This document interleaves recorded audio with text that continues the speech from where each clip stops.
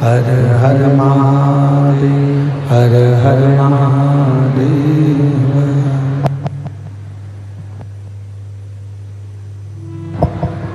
भगवान देवादिदेव महादेव त्रिकालदर्शी कैलाशी अविनाशी भगवान शिव, जिनकी पुनीत पावन पवित्र शिव महापुराण की कथा संपूर्ण विश्व के कल्याण हेतु बाबा देवादिदेव महादेव की कृपा से, करुणा से, उनकी उदारता से आप और हमको श्रवण करने का सौभाग्य प्राप्त हुआ है। भगवान भूत भावन भूतेश्वर भगवान शिव, जो संपूर्ण जगत का उद्धार करने वाले हैं, संपूर्ण विश्व का कल्याण करने वाले हैं, ऐसे बाबा देवादिदेव महादेव, जिनकी पवित्र शिव महापुराण की कथा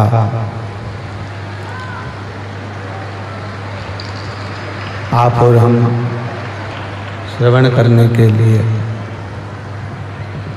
यहाँ विराजमान हैं। भगवान देवादिदेव महादेव, भगवान शिव, जो संपूर्ण जगत का उद्धार करने वाले, संपूर्ण विश्व का कल्याण करने वाले हैं, ऐसे आवाज खोलिए, बाहर की आवाज, ऐसे भगवान देवादिदेव महादेव, भगवान शंकर की ये पवित्र शिव महापुराण की कथा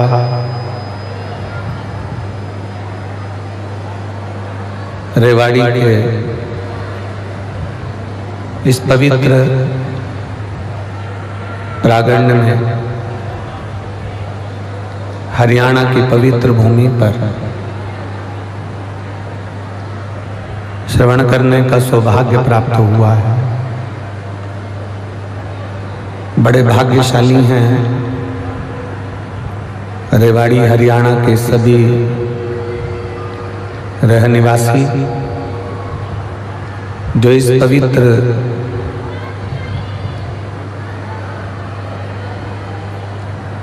शिव महापुराण की कथा को श्रवण करने के लिए विराजमान है। बक्सों की आवाज खोलिए, बक्सों की, स्पीकरों की आवाज खोलिए। जो भगवान देवादिदेव महादेव की पवित्र शिव महापुराण की कथा को श्रवण करने के लिए विराजमान है।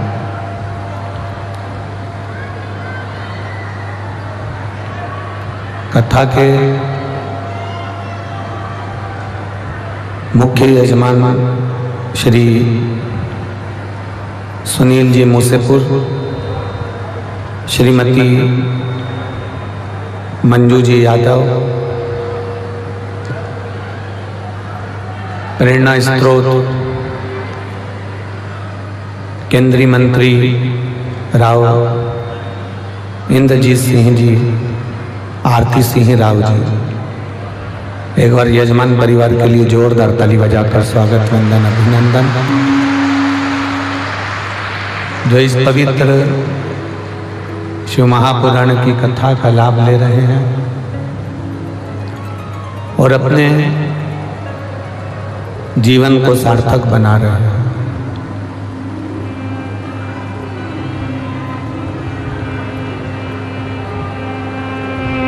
ये एक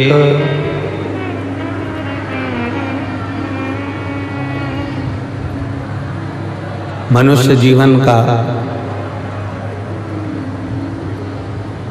एक सार्थक तत्व है ये भगवान शंकर की पवित्र कथा।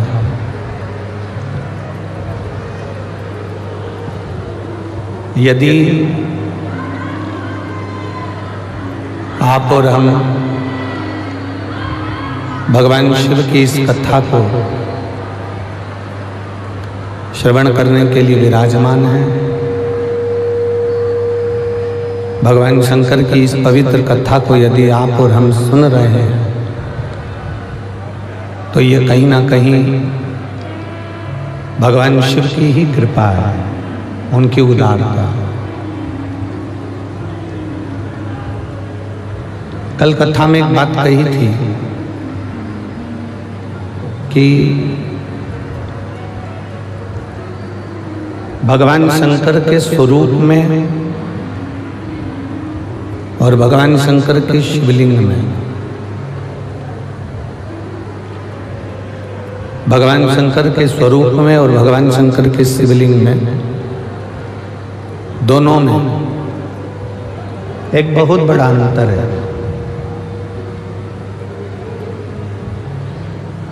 दोनों में अंतर है। आवाज नहीं है यहाँ पर भी। भगवान शंकर के शिवलिंग में और भगवान शंकर के स्वरूप में, दोनों में अंतर है। कल कथा में कहा था कि जितना बल भगवान शंकर के स्वरूप में है उससे 1000 गुना ज्यादा बल भगवान शंकर के शिवलिंग में है।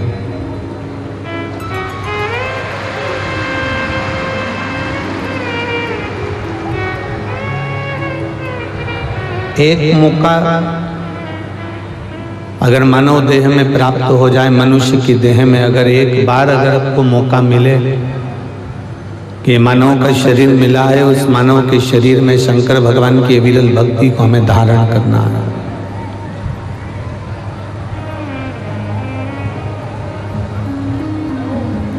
तो ये प्रयास करिएगा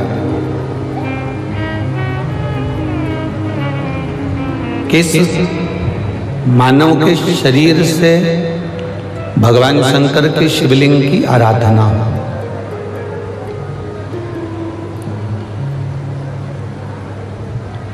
कई लोग कहते हैं क्या भगवान शंकर को हम पुकारते हैं तब भगवान शंकर हमारी सुनते हैं?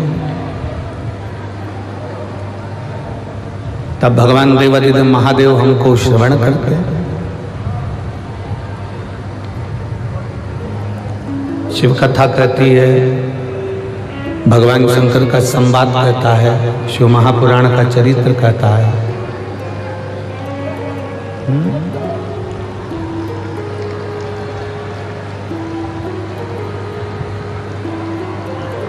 ना इधर आवाज नहीं आ रही होगी।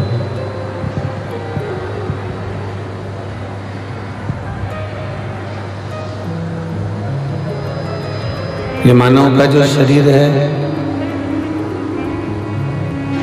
मानव का जो चरित्र है,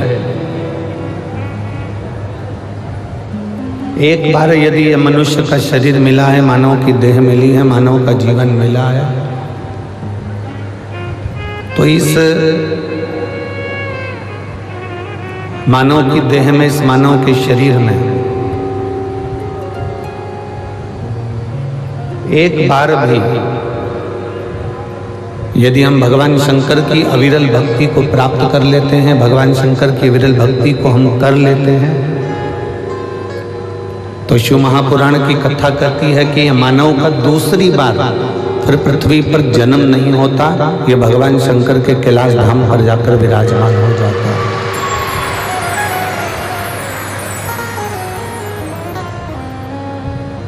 बार बार जन्म, बार बार मृत्यु के इस प्रपंच से वो छूट जाता है। जगत गुरु शंकराचार्य जी ने भी अपनी वाणी में कहा है कि पुनरपि जननम पुनरपि मरणम के प्रपंच से छूटने के लिए शिव की भक्ति करना जरूरी है।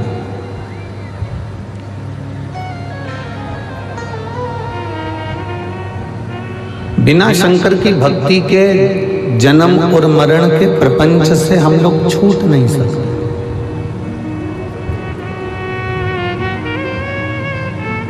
और मेरी जीजियों, रेवाड़ी की मेरी बहनों और मेरे जीजाओं, बेटियों, बेटाओं, मेरी माताओं, ना जाने कौन कौन से पुण्य कर कर हमने मानव का शरीर प्राप्त किया है। ना जाने कौन कौन से पुण्य कर कर हम ये मानव के शरीर में आए हैं। और मानव का शरीर मिलने के बाद ना जाने कौन कौन से पुण्य हमारे प्रबल हुए होंगे, तब जाकर हम रेवाड़ी में ये शिव महापुराण की कथा में विराजमान हुए।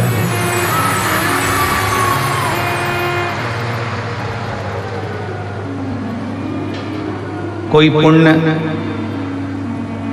आपका होगा, कोई पुण्य श्री सुनील जी मूसेपुर जी का होगा, उनकी धर्म पत्नी मंजू जी का होगा, उनके बेटा बेटी का होगा, उनके माता पिता का होगा। कोई पुण्य आपका और हमारा होगा, कुछ पुण्य यजमान परिवार का होगा। जिस पुण्य की प्रबलता से ये रेवाड़ी में 5 दिवसीय शिव महापुराण की कथा श्रवण करने का सौभाग्य मिला।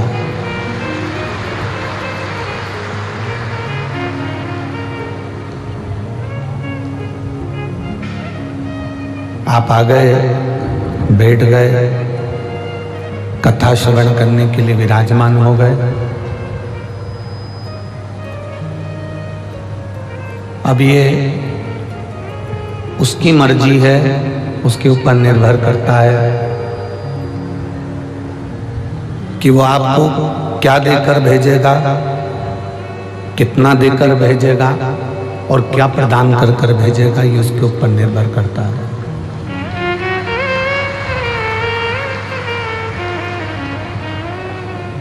ये आपके और हमारे ऊपर निर्भर नहीं है, ये उस परमात्मा के ऊपर निर्भर है।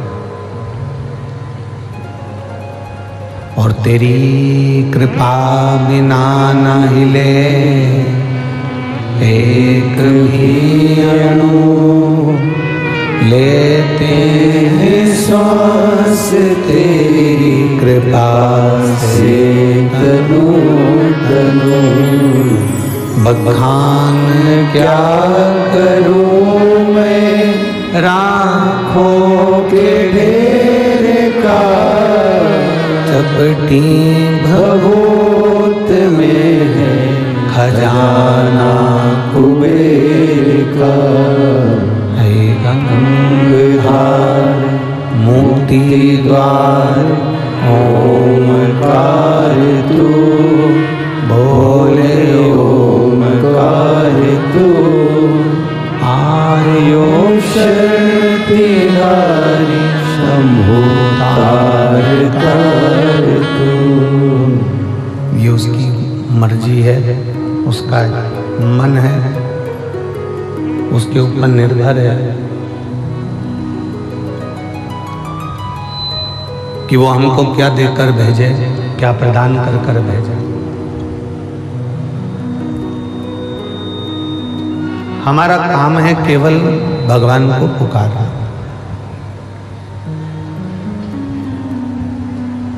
एक व्यक्ति कुएं के अंदर गिर गया।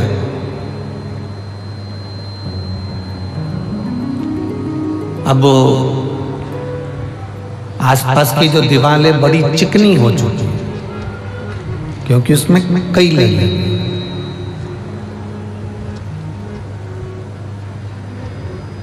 आसपास की दीवार पूरी चिकनी हो चुकी है क्योंकि इसमें काई लगी हुई है।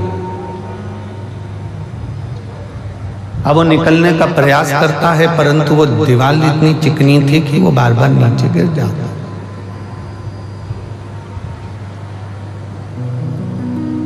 फिर थोड़ा सा ऊपर चढ़ने का प्रयास करता है, फिर नीचे गिर जाता। अब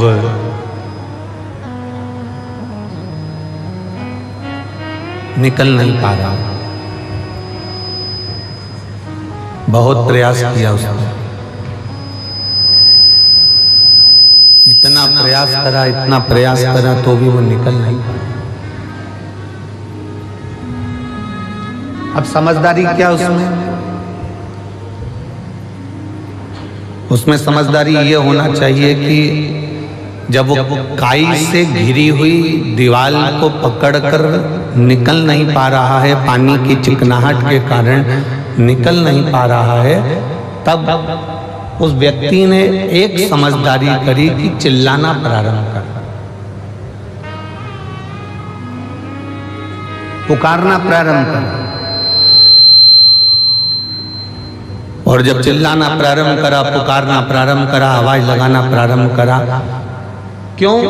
क्योंकि उसको ये भान हो गया कि मैं निकल नहीं पा रहा हूं, अगर मैं पुकारूंगा, आवाज लगाऊंगा, चिल्लाऊंगा तो किसी के कानों में शब्द जाएगा, और शब्द गया तो कोई मुझे रस्सी फेंक कर निकाल देगा।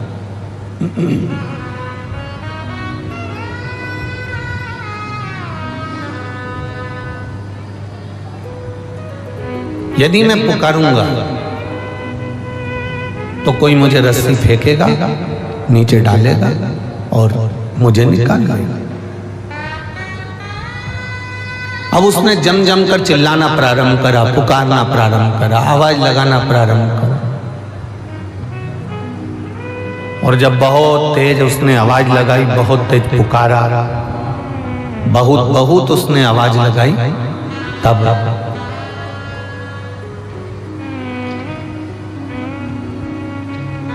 जैसे ही उसने पुकारना प्रारंभ करा, जैसे ही उसने बुलाना प्रारंभ करा, आवाज लगाना प्रारंभ करी, कोई पथिक जा रहा था,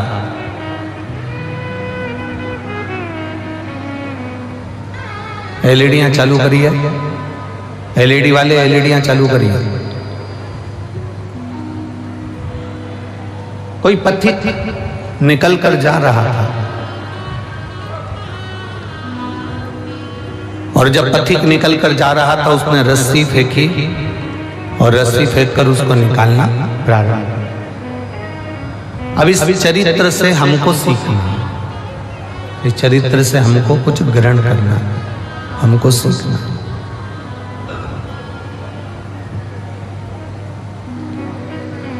हम भी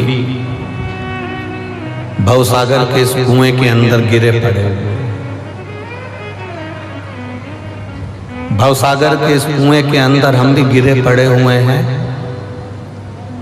और आसपास बहुत सारी परिवार, नाते, रिश्ते, कुटुंब, कबीले की काई लगी पड़ी हुई है।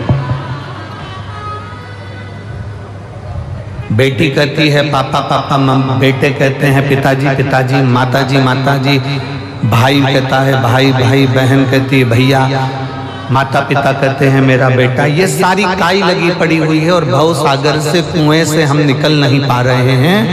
जब हम चारों तरफ से दुखी हो जाएं, चारों तरफ से एकदम घिर जाएं, और चारों तरफ से जब हम निकल ना पाए, बहुत बहुत कष्ट की जिंदगी चल रही हो, बहुत दुख का समय चल रहा हो, तो उस समय पर जैसे कुएं में पड़ा हुआ व्यक्ति जब निकल नहीं पाता है तो आवाज लगाता है, उसी तरह जब चारों तरफ दुख से हम गिर जाएं, उस समय हमें भी आवाज लगाना चाहिए कि मेरा शंकर, मेरा भोलेनाथ, मेरा महादेव मेरे पास आ जाए। हम उसको पुकारें, हम उसको आवाज लगाएं, हम उसको पुकारने का प्रयास करें, हम उसको बुलाने का प्रयास करें। और जब हम उसको बुलाएंगे, जब हम उसको पुकारेंगे, तब मेरा देव अधिदेव महादेव मेरे नजदीक में आएगा। जब आप उसको पुकारो, आप उसको बुलाओ, बोल बम का नारा है। जब हम उसको पुकारेंगे तब वो जरूर आएगा।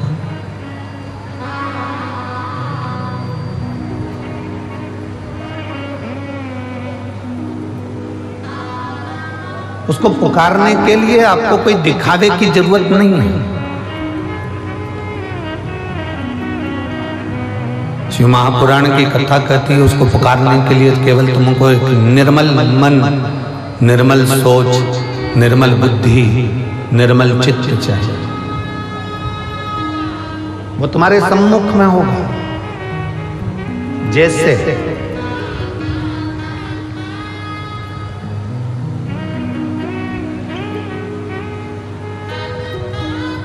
हमारे पास में भगवान की आरती उतारने के लिए हमारे पास में न घी है,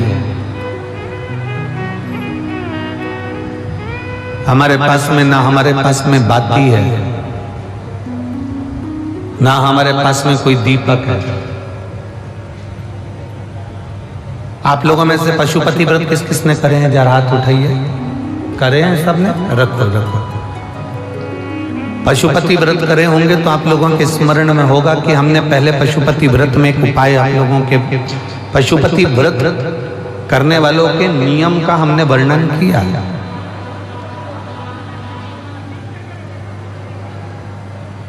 कितने दिए लेकर जाते हो आप लोग?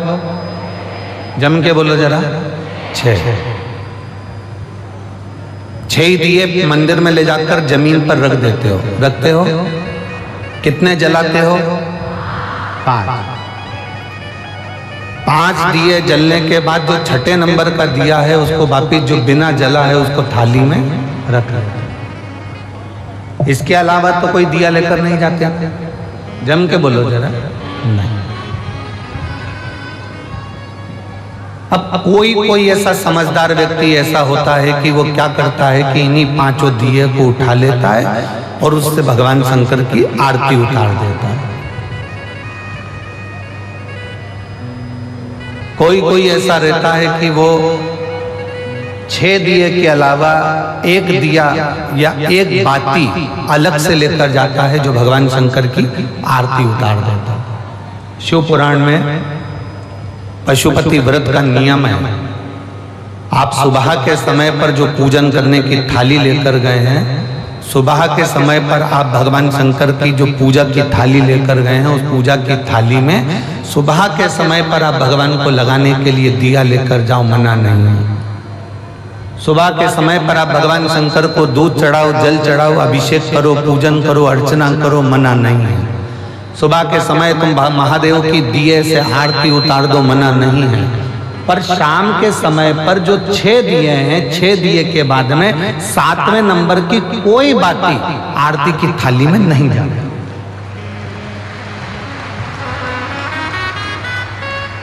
कोई बाती एक्स्ट्रा नहीं जाएगी कि आप पूजन करिए और पूजन करने के बाद आपने भगवान की आरती उतार दी ना।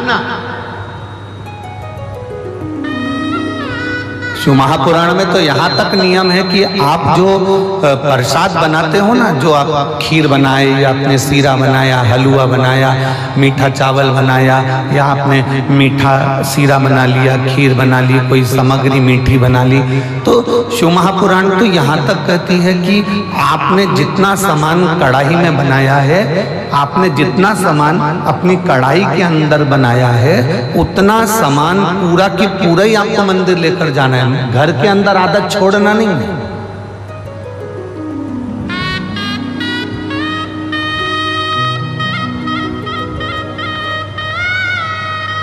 दो चीजें हैं जो चलित में किसी को दी नहीं जाता। 2 चीजें। आरती शिव महापुराण की कथा आप लोग सुन रहे हैं, बड़े ध्यान लगाकर सुनना।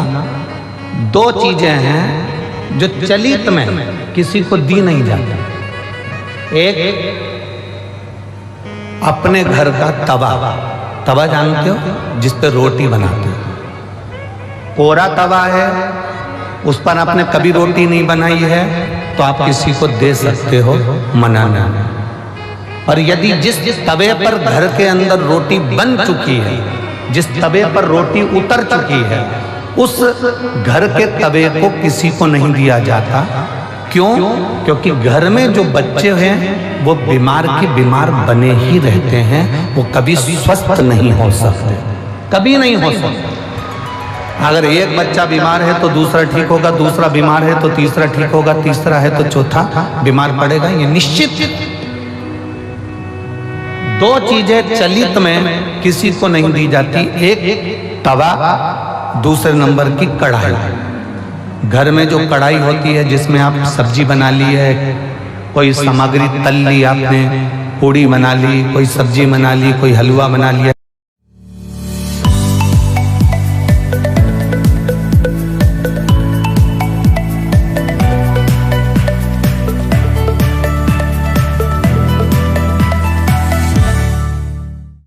है जिस कढ़ाई में आपने कभी भी एक बार भी अगर कुछ बना लिया है तो वो किसी को गिफ्ट में या किसी को दान में या किसी को दी नहीं जाती।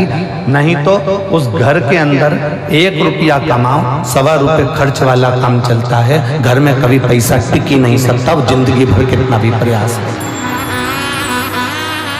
वो अपने जीवन में कितना भी प्रयास कर ले, घर में पैसा नहीं टिकेगा। वो भले कुबेर का खजाना लेकर आ जाए, चाहे वो दुनिया का भंडार भर कर ले जाए, पैसा आएगा जाएगा, घर के अंदर टिक नहीं। 2 चीजें चलित में दी नहीं जाती। आपको बोलना है कौन कौन सी चीजें हैं। पहले नंबर की तवा, दूसरे नंबर की, हमारे यहाँ ये 2 चीजें दी नहीं जाती, हम इसको देते नहीं। देना नहीं, हाँ, यदि वो कोरी है, उसमें ना रोटी बनाई गई है ना उसमें कोई सामग्री बनाई गई है, अगर वो कोरी है तो आप दे दो। और यदि एक बार भी अगर वो प्रयोग में आई है तो वो नहीं, उसको देते नहीं, उसको दिया नहीं जाता। शिव पुराण भगवान शंकर का पावन चरित्र कह रहा है। पशुपति व्रत करने वाली माताओं के चित्त वृत्ति में ये बात बैठना चाहिए, चाहे भाई पशुपति व्रत कर रहे हो, बेटे कर रहे हो, माताएं कर रही हो, बच्चे कर रहे हो, उनके बुद्धि में ये बात बैठना चाहिए कि सुबह के समय जाकर आप भगवान की पूजन करो, अर्चना करो, आरती करो, मना नहीं है। पर शाम के समय पर 6 दिए के सिवाय एक बत्ती भी मंदिर के अंदर थाली के अंदर रखकर नहीं जाती आरती उतारने के लिए। अगर तुम्हें आरती उतारना है तो साथ में छोटा सा कपूर का टुकड़ा अपनी आरती की थाली में लेकर चले जाओ, पर बाती और दिया नहीं जाए, बाती और दिया नहीं जाए। वैसे तो आप लोग लेकर नहीं गए हो, मुझे विश्वास है कि आप लोग लेकर नहीं गए हो,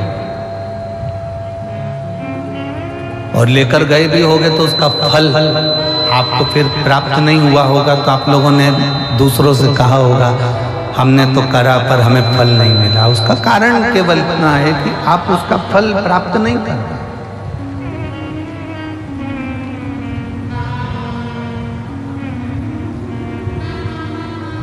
और शंभो शरणे पड़ी मांगू घड़ी रे घड़ी, दुख काटो दया करी दर्शन आपो। शंभो शरण पड़ी मांगू घड़ी रे घड़ी, दुख काटो दया करी दर्शन आपो। पशुपति व्रत के अंदर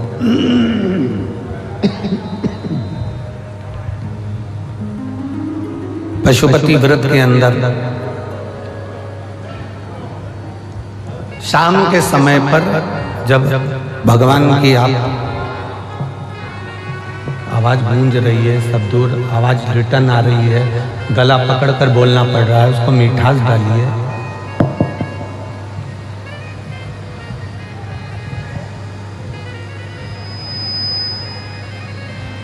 पशुपति व्रत के अंतर्गत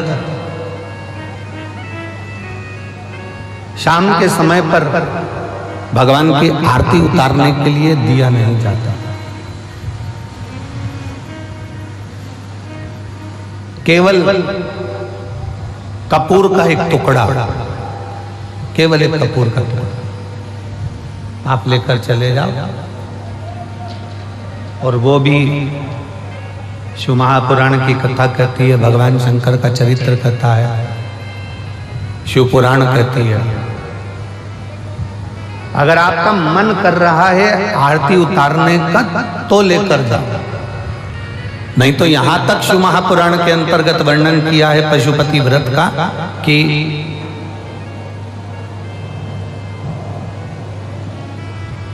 एक बेलपत्री को हाथ के अंदर लेकर अपने हृदय से उसका स्मरण कर कर शंकर भगवान को अर्ध घुमाकर, कैसा घुमाना है? अर्ध। अर्ध मतलब शिव जी को पूरा घुमा भी नहीं रहे हो। कितना घुमा रहे हो? केवल अर्ध, केवल अर्ध।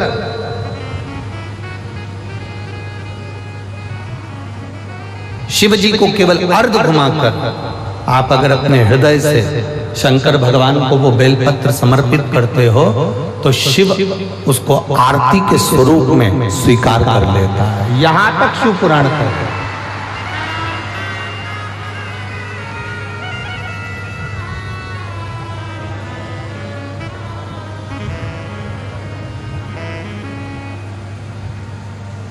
घर में कितनी बार आरती करते हो आप लोग? जम के बोलो जरा, जम के। 2 बार, एक सुबह एक शाम। एक सुबह के समय आरती करते हो और एक शाम के समय आरती करते हो। 2 बार आरती केवल।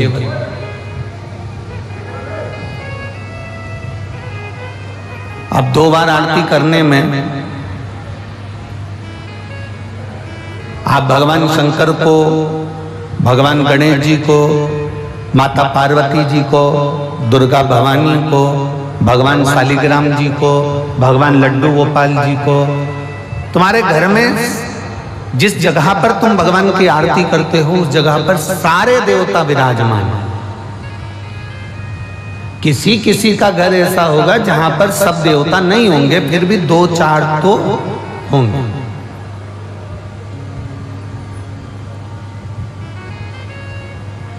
फिर भी 2-4 तो होंगे।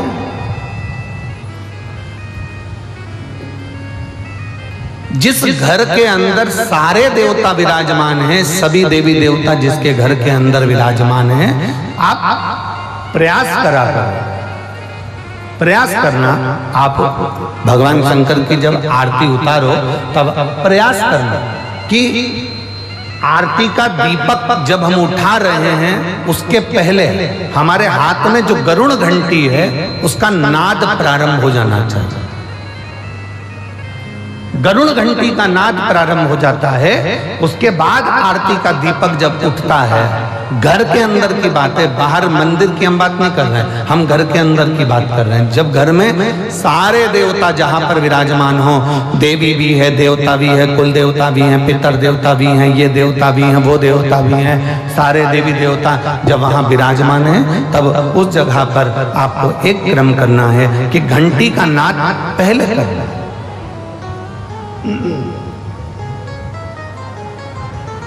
कारण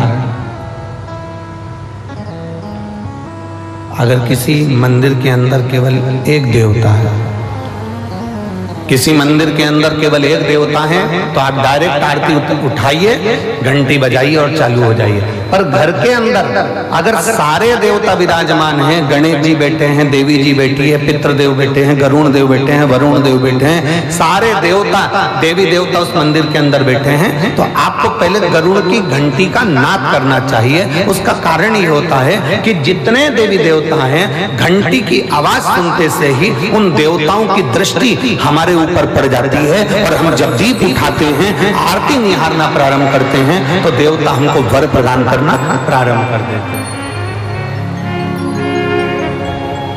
वो देवता हमें वर प्रदान करना प्रारंभ कर देते हैं।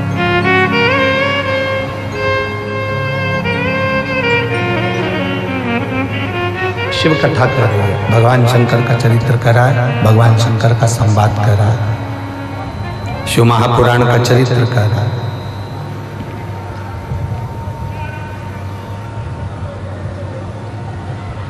पशुपति व्रत करने वाले को 2 नियम सबसे पक्के रखना चाहिए। अगर आप लोगों ने व्रत किया है तो उसके फल के लिए आपको ये कर्म करना पड़ेगा। एक महिला ने पत्र लिखा है,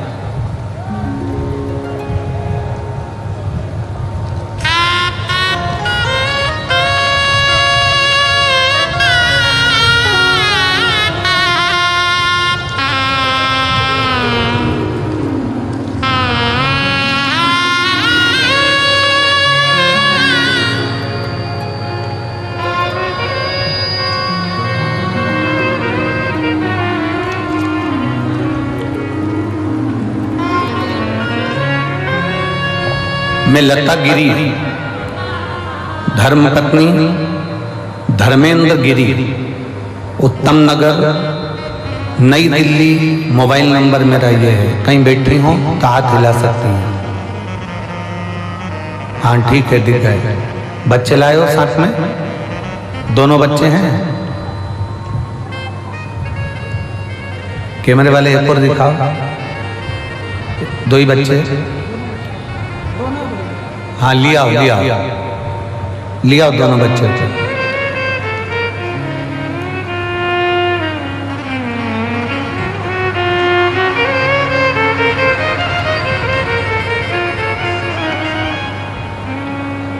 मैं लता गिरी, धर्मपत्नी धर्मेंद्र गिरी, उत्तम नगर, नई दिल्ली। अपने महादेव का आशीर्वाद का क्या वर्णन करूं गुरुदेव। मेरी 10 साल की एक बेटी है। 10 साल के बाद मुझे कोई संतान नहीं हुई। मैंने डॉक्टरों का इलाज भी करवाया, पर मुझे संतान का सुख नहीं हुआ।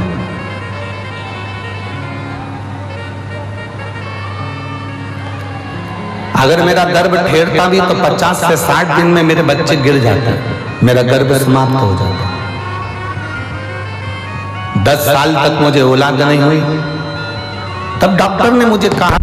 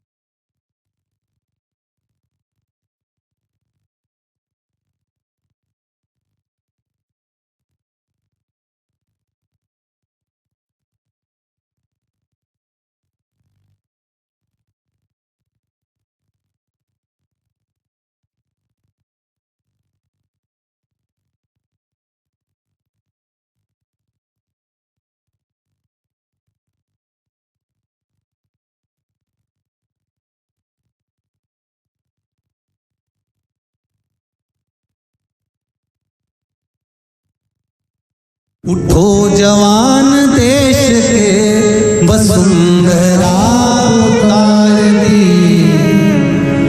उठो जवान देश के वसुंधरा उतार दी। ये देश है पुकारता पुकार दी भारती। ये देश है पुकार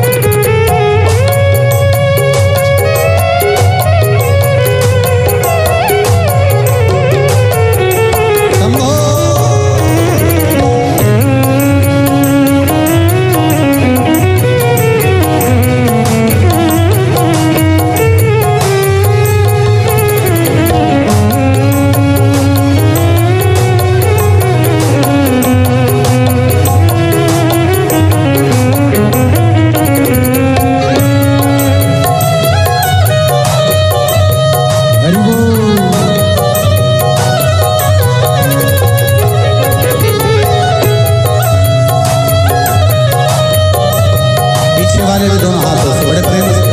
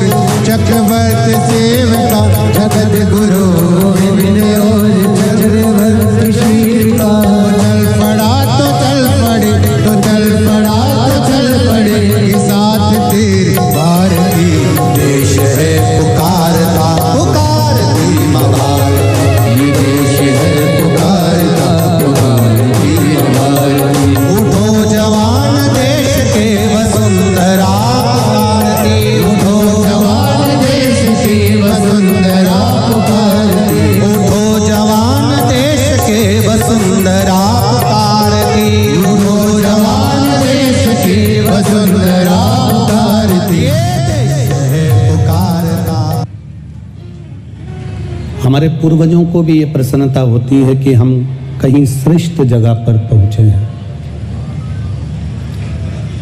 देखिए, एक तो मिलना मानव का शरीर कठिन है, और ऊपर से अगर मानव का शरीर मिल भी जाए तो भगवान का भजन कठिन है। और अगर ये दोनों चीजें मिल रही है, शरीर भी मनुष्य का मिल गया, मानव की देह भी मिल गई, और भगवान की कथा, भजन, सत्संग सब मिल गया, तो समझिएगा कि आपके बराबर दुनिया में कोई पुण्य वाला स्थान, कोई पुण्यवान जीव नहीं। पत्नी, बच्चे, परिवार, भोजन, पानी, ये सब कुछ हर जन्म में हमको प्राप्त हो जाएगा। ऐसा कोई जन्म नहीं है जिस जन्म में हमको भोजन नहीं मिलेगा। ऐसा कोई जन्म नहीं जिस जन्म में हमारी पत्नी नहीं होगी, हमारा पति नहीं होगा, हमारे बच्चे नहीं होंगे। ऐसा कोई जन्म नहीं है जिस जन्म में हमारा रहने का कोई स्थान नहीं होगा। संपूर्ण जन्म में जितने भी जलचर, थलचर, वायुचर, जितने भी हमारे जन्म हैं, प्रत्येक जन्म में, हर एक जन्म के अंतर्गत हमारी पत्नी, हमारे बच्चे, हमारा कुटुंब, हमारा परिवार सब कुछ होगा। पर प्रत्येक जन्म में भगवान की कथा नहीं हो सकती, और भगवान को चढ़ाने के लिए एक लोटा जल हमें प्राप्त नहीं हो सकता। मिला मौका ये शरीर से, मिला ये शरीर, कुछ अच्छा कर कर जाना। जाते तो सभी हैं, मरेंगे तो सब। कौन सा सीवर वाला महाराज अमर बूटी खाकर आया है, जाएगा तो वो भी, और जाना आपको भी है। संसार का कोई एक व्यक्ति ऐसा नहीं जो मृत्यु से पीछे हट जाए।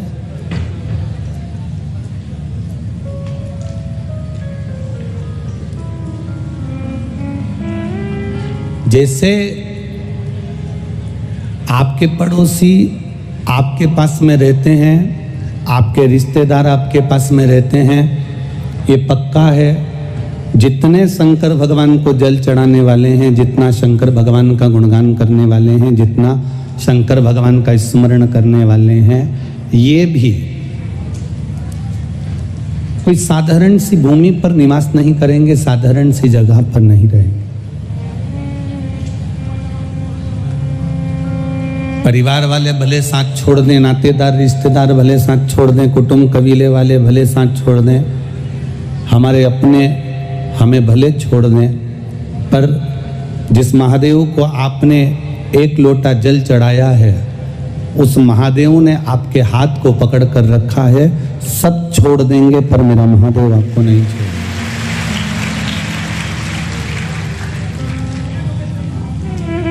हर छोड़कर चला जाएगा, कुटुंब परिवार नाते रिश्ते सब छोड़ देंगे।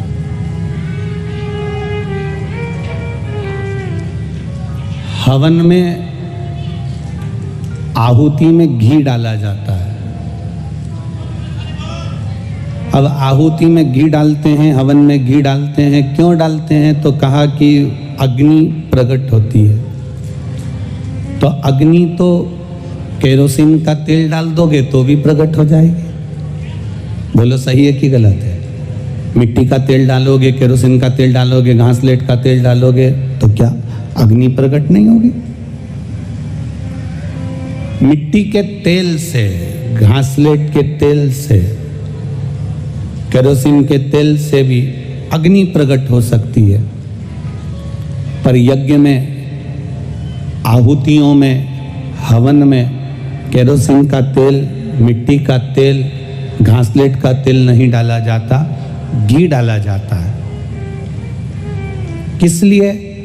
क्योंकि हवन में भक्ति की जरूरत होती है, अहंकार की नहीं। घासलेट का जो तेल होता है, मिट्टी का जो तेल होता है, उसको आगी में आप यूं डालो एकदम भभक के ऊपर जाएगा। पर उसी अग्नि में आप एक कटोरा भरकर घी डाल दो, एकदम भभक कर अग्नि ऊपर नहीं जाएगी, धीरे से जाएगी, एकदम स्लो जाएगी, एकदम आराम से। मैं लाइन वाइन में नहीं रुकता। रैपिडो बाइक वाली टैक्सी सबसे सेक्सी, बाइक वाली टैक्सी सबसे सेक्सी। तो वो अग्नि एकदम भभकेगी नहीं, धीरे से अग्नि पकड़ेगी, तब धीरे से वो अग्नि फिर आंच पकड़ेगी और फिर ऊंची जाएगी। उसी तरह अहंकार व्यक्ति का तुरंत भभक जाता है, अभिमान व्यक्ति का तुरंत, जैसे पेट्रोल डाला, डीजल डाला, घासलेट, केरोसिन तेल डाला और अग्नि प्रगटी, एकदम आग भभक गई, एकदम आग तेज हो गई। अहंकार एकदम भभक सकता है, अभिमान एकदम भभक सकता है, अहंकार एकदम प्रकट हो सकता है। जरा सा किसी ने कुछ कहा और आपका अभिमान प्रकट हो गया, मैं तुम्हें जान लूंगा, मैं तुम्हें देख लूंगा, मैं तुम्हें समझ लूंगा, मैं ऐसा कर दूंगा, मैं वैसा कर दूंगा, ये तुम्हारा अभिमान है, ये एकदम भभक जाता है। पर जो घी की आंच होती है, जो घी अग्नि में डाला जाता है, जो घी हवन में डाला जाता है, जो घी साकल्य में छोड़ा जाता है, वो अहंकार का नहीं होता, वो भक्ति का होता है। इसलिए उसमें आंच एकदम तेज नहीं हो पाती, उसमें नम्रता की आंच चलती है। नम्र भगवान को पाने का सबसे सुंदर तरीका है आपके भीतर की नम्रता। परमात्मा को पाने का सबसे सुंदर तरीका है आपके भीतर की सहनशीलता। भगवान को पाने का सबसे सुंदर तरीका है आपकी वाणी की मिठास।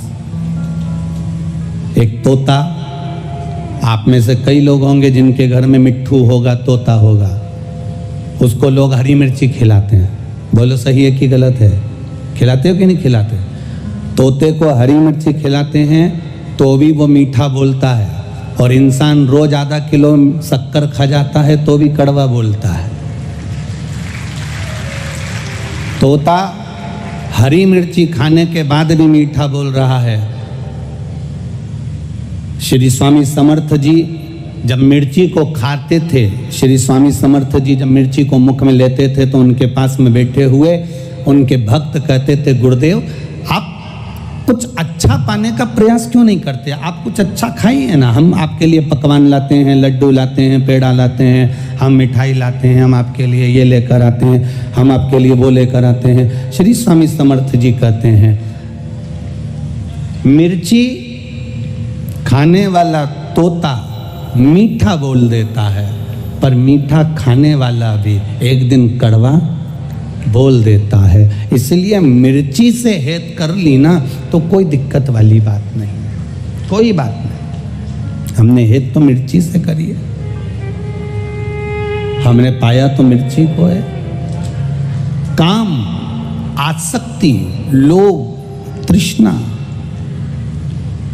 अहंकार, ये कहीं ना कहीं हमें परमात्मा से दूर कर देता है।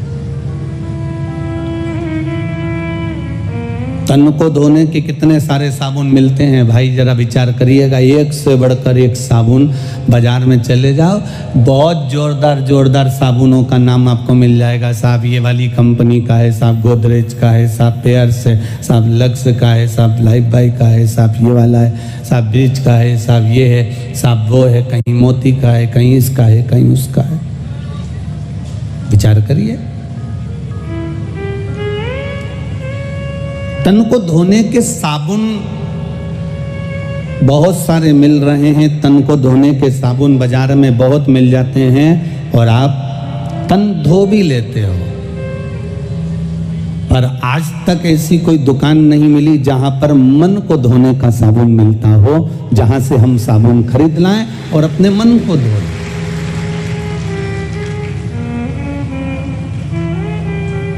हमने महाराष्ट्र की इस भूमि पर एक चीज देखी है, वो कहे बिगड़ नहीं रहेंगे।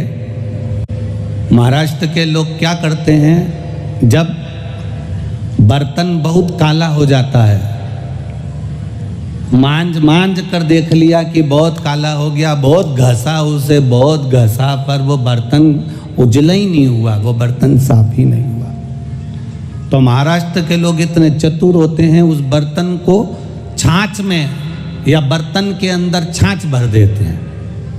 क्या भर दी है? छाछ। छाछ बोलते हो, मई बोलते हो, क्या बोलते हो? छाछ बोलते हो।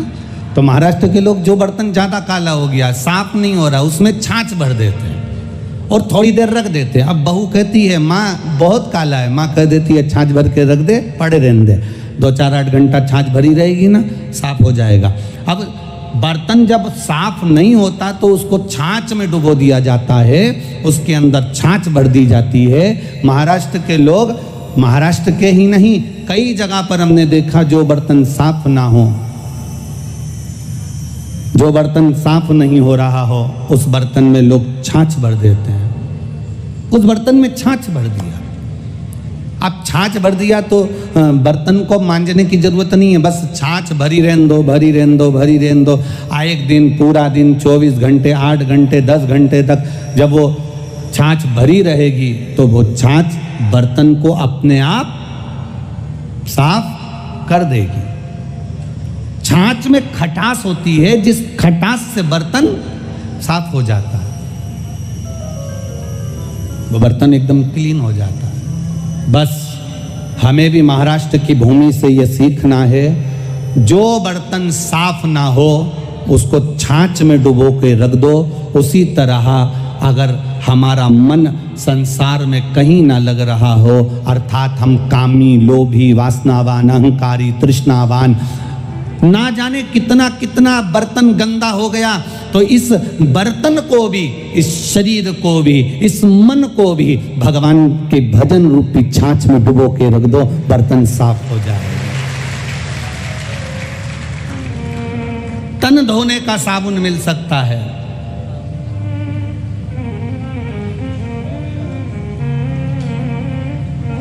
आजकल तो साबुन भी खत्म हो गया। साबुन की जगह आजकल बॉडी वॉश आ गए, वो क्या बोलते हैं, सोप आ गया, बॉडी सोप क्या बोलते हैं, वो फेस वॉश भी आ गया हो।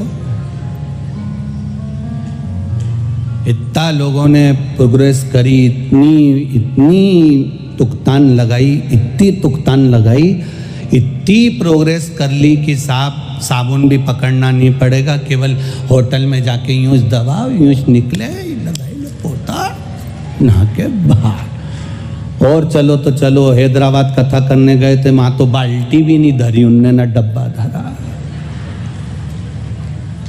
हमने पूछा भायती जी से, हमने कहा भायती जी इसमें तो बाथरूम में बाल्टी और डब्बा कुछ भी नहीं है। कि गुरुजी जरूरत ही नहीं है। हमने कहा क्यों जरूरत नहीं है? बस ऐसी बटन दबाओ, ऊपर से पानी गिरेगा ना, नहा धो के चल दो।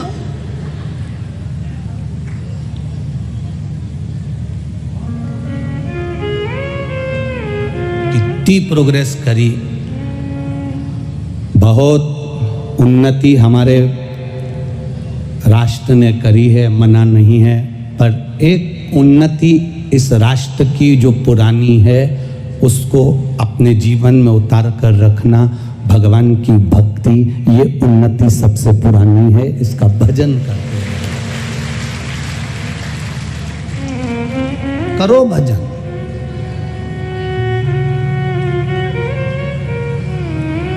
स्कूल में आपको कमाने का तरीका सिखाया जाएगा। स्कूल में आपको डिग्री प्राप्त करने का तरीका सिखाया जाएगा। स्कूल में आपको कमाने का तरीका सिखा दिया जाएगा। पर घर के संस्कार, परिवार के संस्कार आपको कमाने का तरीका सिखाएं चाहे ना सिखाएं, पर आपके भीतर अहंकार ना आए, ये घर का, परिवार का संस्कार हमें सिखा देगा कि हमें कैसे रहना, हमें किस तरह से रहना। बहुत लोगों ने उन्नति कर ली, हर जगह पर लोग, बैंक आपको खूब पैसा उधार देने को बैठी है। मकान बना लो, लोन ले लो। बहुत सारे बैठे होंगे, लोन लेके मकान बनाया होगा। गाड़ी लेना है, बोलते जाओ, जम के बोलो, लोन ले लो। शादी करना है, लोन ले लो। लोन से, कर्जे से आप बंगला बना सकते हो। लोन से, कर्जे से आप गाड़ी ले सकते हो। लोन से, कर्जे से आप शादी भी कर सकते हो। लोन से, कर्जे से आप ऐश और आराम की जिंदगी भी जी सकते हो। पर लोन से, कर्जे से आप मन से कभी सुखी नहीं रह सकते, ये निश्चित रखिए। आप भीतर से कभी सुखी नहीं रह पाओगे, टेंशन बना ही रहेगा। देना है, उसका नाम है कर्जा। कर्जे का मतलब पूरा अगर समझेंगे तो कर करके जा, उसका नाम, जम के बोलो जरा, कर्जा।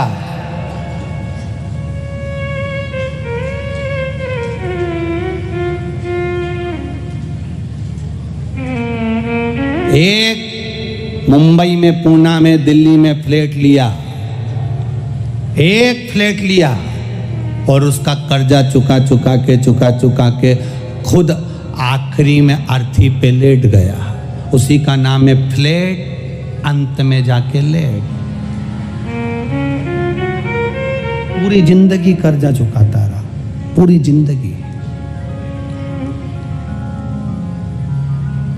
बहुत लोगों ने उन्नति कर ली, हर जगह पर लोग, बैंक आपको खूब पैसा उधार देने को बैठी है। मकान बना लो, लोन ले लो। बहुत सारे बैठे होंगे, लोन लेके मकान बनाया होगा। गाड़ी लेना है, बोलते जाओ, जम के बोलो, लोन ले लो। शादी करना है, लोन ले लो। लोन से, कर्जे से आप बंगला बना सकते हो। लोन से, कर्जे से आप गाड़ी ले सकते हो। लोन से, कर्जे से आप शादी भी कर सकते हो। लोन से, कर्जे से आप ऐश और आराम की जिंदगी भी जी सकते हो। पर लोन से, कर्जे से आप मन से कभी सुखी नहीं रह सकते, ये निश्चित रखिए। आप भीतर से कभी सुखी नहीं रह पाओगे, टेंशन बना ही रहेगा। देना है, उसका नाम है कर्जा।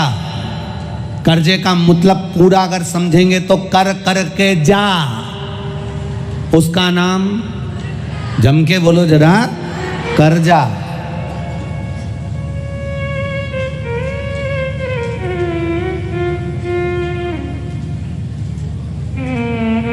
एक मुंबई में, पूना में, दिल्ली में फ्लैट लिया, एक फ्लैट लिया और उसका कर्जा चुका चुका के खुद आखिरी में अर्थी पे लेट गया।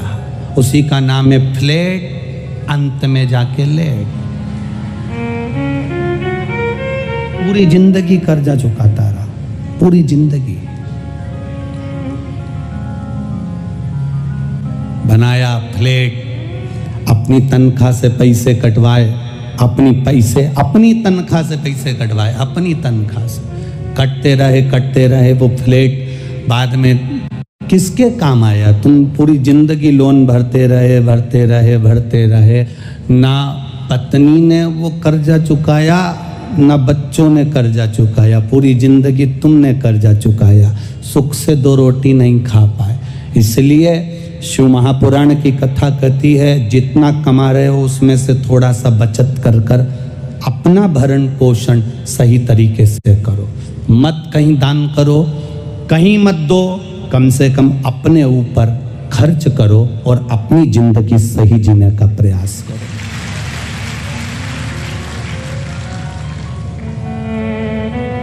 अपना जीवन सही जियो, अपने जीवन को मस्त जीने का प्रयास करो, अपने जीवन को श्रेष्ठ जीने का प्रयास करो। और जब हम अपने जीवन को श्रेष्ठ जीने का प्रयास करेंगे, जब हम अपने जीवन को सही तरीके से जीने का एक प्रयास करेंगे, तो उम्मीद है हमारा वो जीवन अपने आप सार्थक। देवादिदेव महादेव,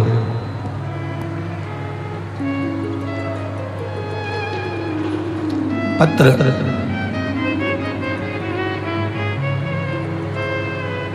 में लतागिरी, धर्मपत्नी धर्मेंद्रगिरी, उत्तम नगर, नई दिल्ली। मेरी 10 साल की बेटी के बाद संतान का सुख नहीं हुआ। डॉक्टरों ने मना कर दिया था कि तुम्हें संतान नहीं होगी, पर आपकी कथा टीवी के माध्यम से सुनी। आपने कहा था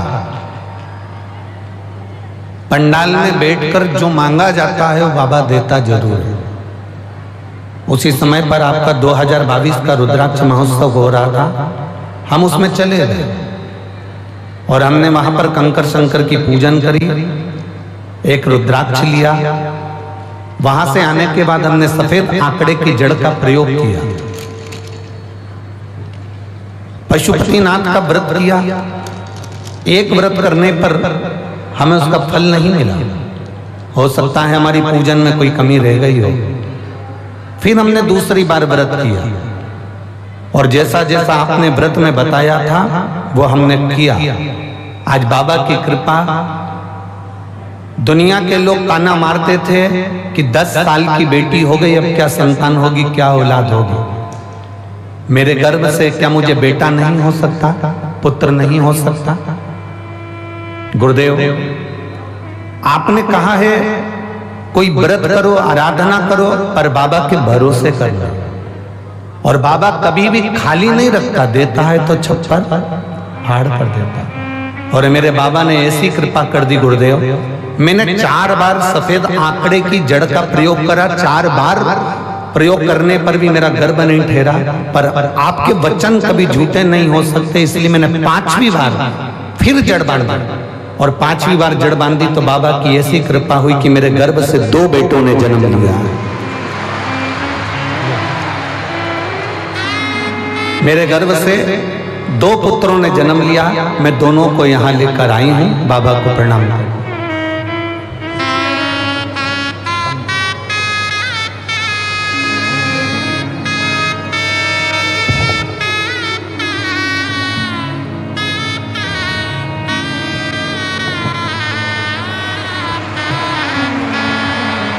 एक बार दोनों के लिए बहुत बहुत साधुता।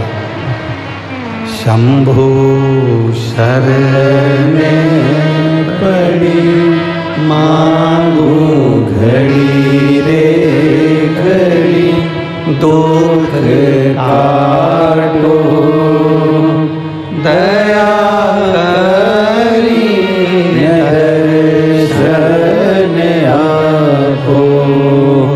शंभु शरण पड़ी मांगो घड़ी रे घड़ी दुख काटो दया करी दर्शन आपो। शिव कृपा। आपकी सिर्फ तारीफ सुमन करूंगी, आपको सिर्फ आप प्रणाम करती हूँ। सच में तो मुझे भाग्य हो जाएगी, आप जन्म दिया है।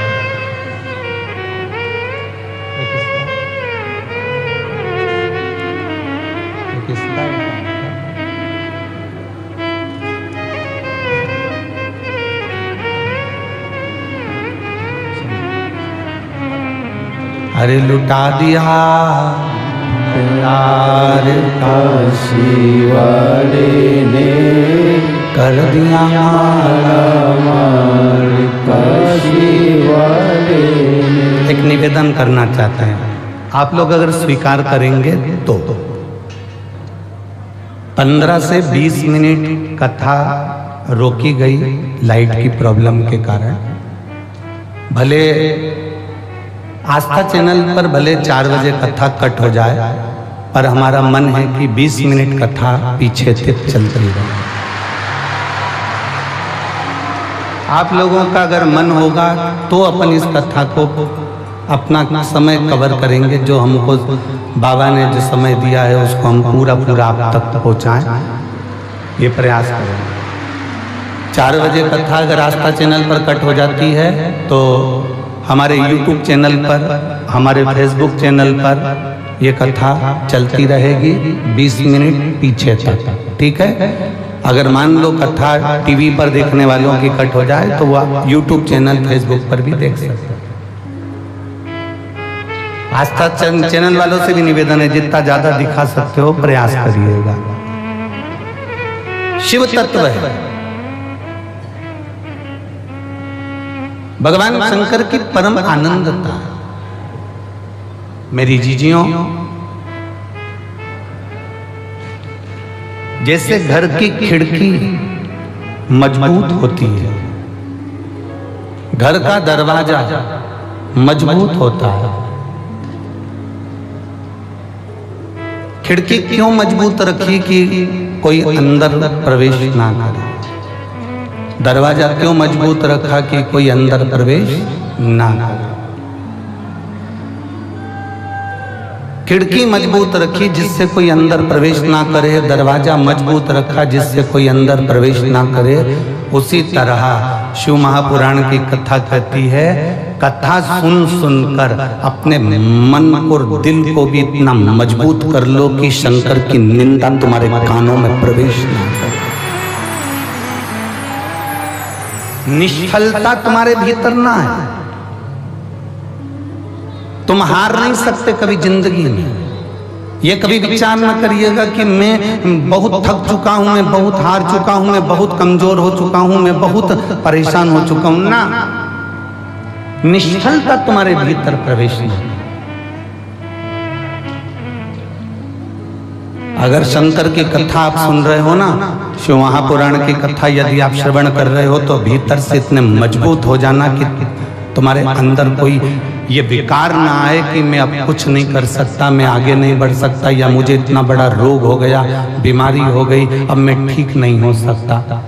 यदि तुम्हारी दृढ़ता पक्की है, तुम्हारा भरोसा पक्का है, तो ऐसी कोई नौकरी नहीं है जो तुम्हें नहीं मिल सकती है, और ऐसी कोई बीमारी नहीं जिसे तुम हरा नहीं सकते।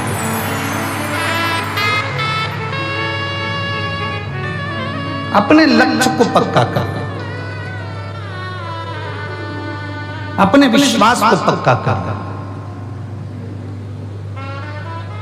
आज कोई कह रहा था कि गुरुजी ये बताइए कि भगवान शंकर के मंदिर की सीढ़ी चढ़ने का फल क्या है, मंदिर में जाने का फल क्या है, मंदिर की चौखट पर जाने का फल क्या है, मंदिर की सीढ़ियां चढ़ने का क्या फल है, शिवालय में जाने का क्या फल है। शिव महापुराण की कथा कहती है कि भगवान शंकर के शिवालय की जितनी सीढ़ियां चढ़ते हैं, जितने कदम चलकर हम भगवान शंकर की कथा तक पहुंचते हैं, जितने कदम चलकर हम भगवान के मंदिर तक पहुंचते हैं, जितने कदम चलकर हम शिवालय तक पहुंचते हैं, जितने कदम चलकर हम भगवान शंकर की पवित्र कथा तक पहुंचते हैं, शिव कथा कहती है उतने उतने मार्ग मेरा भोलेनाथ तुम्हारे लिए खोलता चले जाता है और आपको आगे निकालता चले जाता है। बोल बम का नारा है सारी समस्या का हल। आपकी भक्ति के बल को आप बढ़ाइए, आप अपने विश्वास को दृढ़ बनाइए।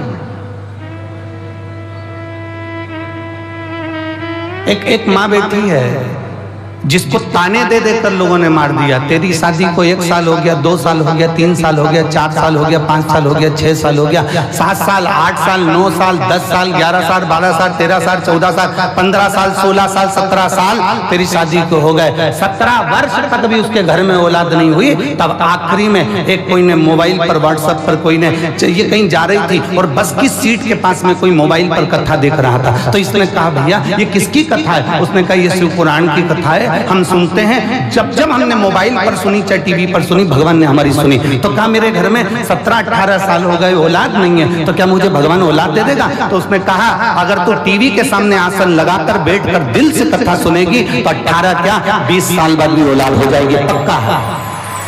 और उसको 18 साल के बाद में औलाद हुई। कहीं बैठी हो 17-18 साल के बाद में औलाद हुई, हम पत्र ढूंढेंगे उससे अच्छा। अगर कहीं बैठी हो तो हाथ हिला सकती। 17 साल के बाद, 18 साल के बाद उसको औलाद हुई। अगर कहीं बैठी हो तो हाथ हिला सकते हो। और बच्चों को अगर लेकर आई हो तो यहाँ ला सकती हो। उसका पत्र हम ढूंढेंगे, टाइम लगेगा। शिव कथा कहती है, शिव महापुराण की कथा कह रही है, शिव तत्व कह रहा है। आपका भरोसा, आपकी दृढ़ता, आपका विश्वास,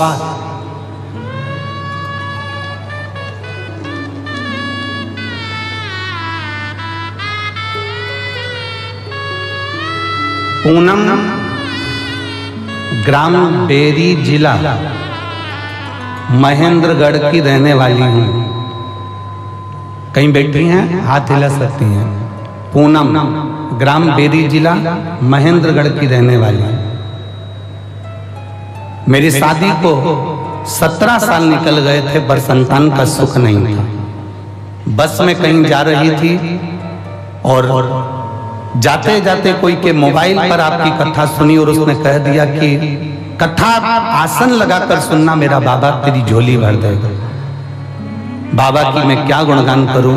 और ऐसी कृपा भोलेनाथ ने कर दी कि मेरे मामा की बेटी ने भी मुझे उस कथा के बारे में बताया और मैंने कथा सुनना प्रारंभ करी। और बाबा की कृपा से 2-3 महीने तो मैंने सफेद आंकड़े की जड़ का प्रयोग करा, नहीं हुआ। 4 महीने करा, 5 महीने करा, मैंने भी पीछा नहीं छोड़ा। क्योंकि आप कहते हो ना कि भगवान को पकड़ कर रखना, अगर तुम्हारी भक्ति पक्की है तो वो देगा जरूर। 9 महीने तक मैं सफेद आंकड़े की जड़ का प्रयोग करती रही, तब मेरा गर्भ ठहरा और बाबा की कृपा से 17 साल के बाद मुझे पुत्र रत्न की प्राप्ति हुई। मुझे बेटा हुआ है 17 साल के। कहीं बैठी हो तो हाथ हिला सकते हैं। 17 वर्ष के बाद शिव तत्व की प्राप्ति।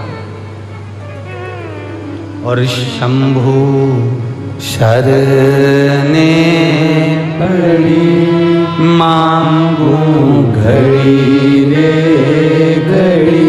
ऐसी दुख काटो दया करी दर्शन आप शिव तत्व को जितना भजोगे, भगवान शंकर की कथा को जितना अपने भीतर उतारोगे, शिव भक्ति को जितना अपने अंदर उतारने का प्रयास करोगे, मेरा देवाधिदेव महादेव उतनी कृपा करना प्रारंभ करेगा। शिव तत्व शंभु ओघड़ी है। मेरी रेवाड़ी की जीजियों, मेरे रेवाड़ी के जीजाओं, मेरी बेटियों, बेटाओं, मेरी माताओं, अपने भीतर एक विश्वास को दड़ी बनाकर रखना। जितने यहाँ कथा में बैठे हो ना, एक विश्वास को पक्का रखकर बैठना। इसमें अलवर के,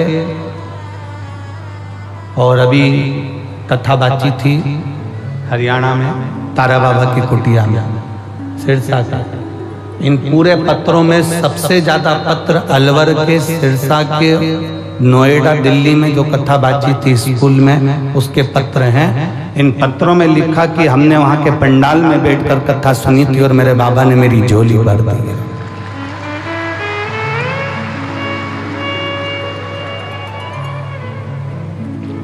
कितना विश्वास लेकर लोग कथा में आते होंगे। एम्बुलेंस लगा लगा कर लोग अपने अपने घर के जीवों को, जो बीमार है, बहुत तकलीफ में है, वो भी कथा सुन रहे हैं। शायद रेवाड़ी में ऐसा नजारा कभी नहीं देखा होगा जिस नजारे का दर्शन आप यहाँ सुनील जी के इस पवित्र प्रयास से आप देख रहे हैं। और मैं सुनील जी आपको धन्यवाद देता हूं कि इसमें से कई जीजियां मेरी ऐसी हैं, कई माताएं, कई भाई ऐसे हैं जो कहीं बाहर जाकर कथा नहीं सुन पाए थे। आपके माध्यम से कम इनको कथा सुनने का मौका मिला। साधुता है, ये शिव तत्व है। एक प्रयास करिए भगवान को पाने का। खिड़की मजबूत बनाते हो जिससे अंदर कोई घुसे ना, प्रवेश ना करे। दरवाजा मजबूत लगाते हो जिससे अंदर प्रवेश ना करे। उसी तरह अपने मन पर, अपनी दृढ़ता पर, अपने विश्वास को भी इतना मजबूत बनाना कि मैं हार नहीं सकती। मेरे साथ में मेरा देवाधिदेव महादेव है, वो मुझे जिता कर मारना, मैं हारूंगी नहीं।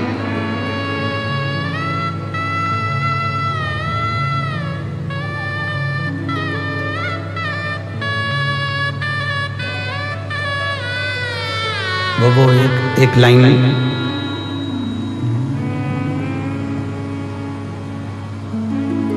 रिश्ता तेरा मेरा सबसे है प्यारा, रिश्ता तेरा मेरा सबसे है प्यारा, रिश्ता तेरा मेरा सबसे है प्यारा, रिश्ता तेरा मेरा सबसे है प्यारा। तू मेरा बाबा, मैं हूँ तेरा लाला, मैं हूँ तेरा लाला। तू मेरा बाबा, मैं हूँ तेरा लाला, मैं हूँ तेरा लाला। तू मेरा बाबा, मैं हूँ तेरा लाला, मैं हूँ तेरा लाला। तू मेरा बाबा, मैं हूँ तेरा लाला, मैं हूँ तेरा। एक संबंध परमात्मा से जोड़ो, एक रिश्ता भगवान से जोड़ो।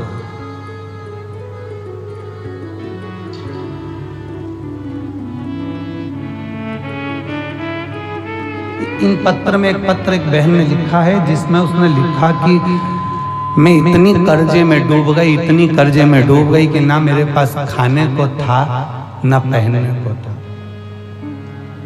ना खाने को है, ना पहनने को। उस बहन ने परंतु लिखा कि आज बाबा ने मुझे सब कुछ दे दिया, सब कुछ। मेरा मकान चले गया, काम धंधा बिजनेस सब चले गया, बहुत दुनिया के धक्के खा लिए। ऐसा कोई दरवाजा नहीं था जिस दरवाजे पर जाकर मैं रोई नहीं होंगी। और आखिरी में मैंने देवाधिदेव महादेव को जल चढ़ाना प्रारंभ करा और मेरे शंकर भगवान ने 8 साल पहले जो मकान मेरा गिरवे रखा फिर बिक गया, सब चले गया। 8 साल के बाद मेरे बाबा ने उससे 4 मंजिला बड़ा मकान बनाकर मुझे दे दिया। ये शिव है।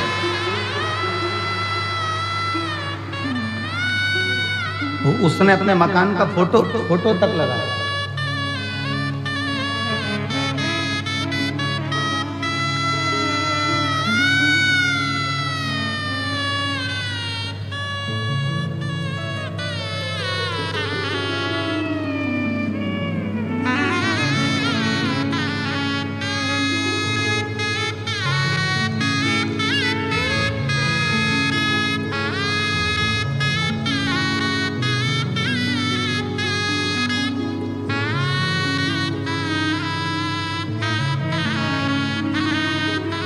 उसने अपने मकान का फोटो भी लगाया। शिव तत्व ऐसा, उसको जानना जरूरी है। दक्ष प्रजापति नहीं जाना था भगवान शंकर को। दक्ष प्रजापति के मन में तो शंकर जी के प्रति बैर भरा हुआ था। कारण एक बेटी रति कामदेव के साथ ब्याही थी। कई कन्या चंद्रदेव के साथ में ब्याही थी। कई कन्या ऋषिवरों के साथ ब्याही थी।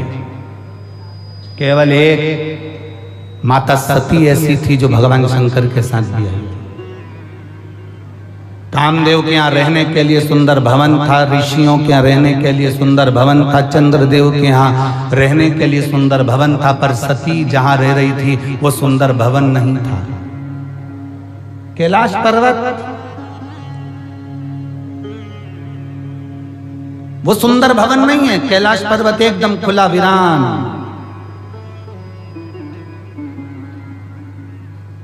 रह रही है मां सती। दक्ष प्रजापति के मन में बहुत भेद उत्पन्न हो गया। और भेद क्या था?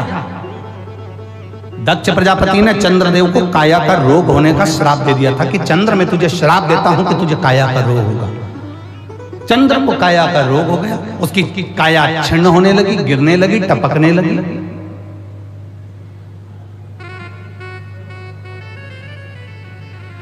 जब काया का रोग हो गया चंद्रदेव को, चंद्र बड़ा दुखी हो गया। अब मैं करूं तो करूं क्या क्या? बीमारी और भिखारी इनको बुलाना नहीं पड़ता। ना बीमारी को बुलाना पड़ता है, ना भिखारी को बुलाना पड़ता है, ये अपने आप आता है। बीमारी भी अपने आप आती है और भिखारी भी अपने आप आते हैं। आप थोड़ी देर के लिए गाड़ी चौराहे पे खड़ी कर लो, भिखारी आ जाए। आप थोड़ी देर कहीं जाकर खड़े हो जाओ, भिखारी आपके सामने आ जाएंगे। आपने उसको हाथ देकर नहीं बुलाया, भिखारी को इशारा कर कर नहीं बुलाया, भिखारी को झाला देकर नहीं बुलाया, भिखारी को पत्र देकर नहीं बुलाया। भिखारी और बीमारी ये दोनों बिना बुलाए आते हैं। बीमारी को भी बुलाया नहीं जाता कि मेरा सिर दुखना, मेरा पेट दुखना, मेरे हाथ पैर दुखना, ये बीमारी को बुलाया नहीं जाता।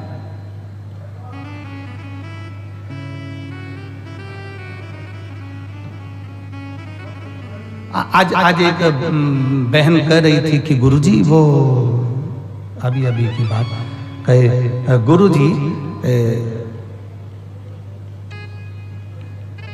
सिर की गोली अलग होती है, पेड़ दुखने की गोली अलग होती है, पेट दुखने की गोली अलग होती है, थायराइड की गोली अलग होती है, बीपी शुगर की गोली अलग होती है, और आप तो कहते हो सारी समस्या का हल एक लोटा जल। सबकी गोली अलग है और आपने एक ही गोली कर दी। तो हमने उससे कहा देखो पहले पूर्व समय का अंदाजा लगाकर बैठिए। पुराने समय में घुटने के डॉक्टर अलग नहीं होते थे, फेफड़े के डॉक्टर अलग नहीं होते थे, आंख के डॉक्टर अलग नहीं होते थे, सिर के डॉक्टर अलग नहीं होते थे। गांव में शहर में एक डॉक्टर होता था, वो एक हॉस्पिटल में एक डॉक्टर रहता था और वो एक डॉक्टर सारी रोग का इलाज कर देता था। उसी तरह से मेरे शंकर महामृत्युंजय कहलाते हैं, वो सारा रोग का एक बार अकाल मृत्यु वो मरे जो काम करे चंडाल का, काल उसका क्या बिगाड़े जो भक्त हो महा काल का। जो शंकर की आराधना करने वाला, शिव की स्तुति करने वाला, शंकर का अनुमोदन करने वाला, शिव स्मरण में डूबने वाला, उसका इलाज मेरा भोलेनाथ जानकर कर देता है।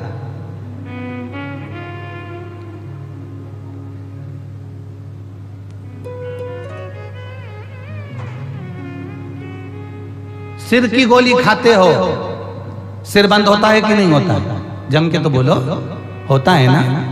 पेट की गोली खाते हो, पेट बंद होता है कि नहीं होता? जम के बोलो, होता है ना। नेत्र की गोली खाते हो, नेत्र की तकलीफ दूर होती है ना। तो गोली को कैसे मालूम कि सिर में ही फिट होना? उस पे सील ठप्पा देकर तो नहीं भेजा गया कि तू कहीं इधर उधर मत जाना। पेट की गोली है तो पेट पे ही इफेक्ट करना, सिर की गोली है तो सिर पर ही इफेक्ट करना। आप गोली को कैसे मालूम होता है कि पैर दुखने की है तो पैर पर असर करेगी, हाथ दुखने की है तो हाथ पर असर करेगी, किडनी की है तो किडनी पर असर करेगी, लीवर की है तो लीवर पर असर करेगी, थायराइड की है तो थायराइड पर असर करेगी, और सिर दर्द की है तो सिर दर्द पर असर करेगी। गोली को खाया जाता है, वो पेट में जाती है और जिस चीज में तकलीफ होती है वहां वो असर करना प्रारंभ करती है। शंकर भगवान पर चढ़ा हुआ जल तुम जब रोज पीते हो, तुम्हारी इंद्रियों में जहां जहां तकलीफ होती है, मेरा महादेव वहां स्वयं आकर उसको अच्छा करना प्रारंभ कर देता है, श्रेष्ठ करना प्रारंभ कर देता है। यहाँ अपन लोग स्तुति गाते हैं, भोला दुख काटो। इस स्तुति में हमने कभी ये नहीं कहा कि बाबा मेरा सिर दुख रहा, कि पांव दुख रहा, कि हाथ दुख रहा। हमने एक ही बात कही, भोला सब दुख काटो ओ भोला सब दुख काटो। शिव शंकर जपूं तेरी माला, भोले बाबा जपूं तेरी माला, भोला सब दुख काटो ओ भोला सब दुख काटो। हमने स्तुति में गाया, बाबा मेरा सब दुख काट दीजिए, बाबा मेरी सब तकलीफें काट दीजिए। एक दुख नहीं जिंदगी में, ना जाने कितने दुख हैं, कितने दुख। सबकी अपनी अपनी तकलीफें हैं, सबका अपना अपना कष्ट है, सबकी अपनी अपनी बीमारियां हैं, सबका अपना अपना रोग है, सबका अपना।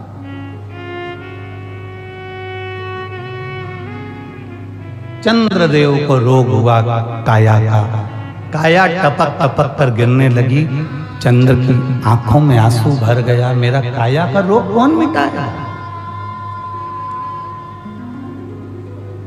कौन? श्राप किसने दिया था? किसने श्राप दिया था चंद्र को? दक्ष प्रजापति, स्वयं के ससुर ने, स्वयं के ससुर ने श्राप दिया।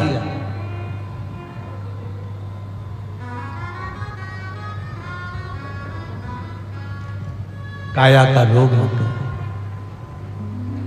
अब इसको मिटाएगा तो मिटाएगा कौन? कौन मिटाएगा? कौन मिटा सकता है? चंद्र के मन में खलबली उत्पन्न होने लगी, रोने लगा चंद्र। कौन मेरे दुख को मिटा सकता है? चंद्र की आंख में आंसू भर गए, रो रहा, रो रहा। और बहुत ध्यान देने वाला विषय है, जब चंद्र रो रहा है, चंद्र की आंखों में जल भर गया कि मेरे शरीर में ये रोग पड़ गया, चंद्र भगवान नारायण के पास में जाकर विनय करे कि मेरे शरीर में ये रोग पड़ गया है। चंद्र ब्रह्मा जी के पास जाकर निवेदन करे कि मेरे शरीर में ये रोग पड़ गया है। चंद्र ने कई देवताओं के पास में जाकर निवेदन करा कि मुझे ये रोग पड़ गया है। ये रोग का निवारण कैसे हो सकता है?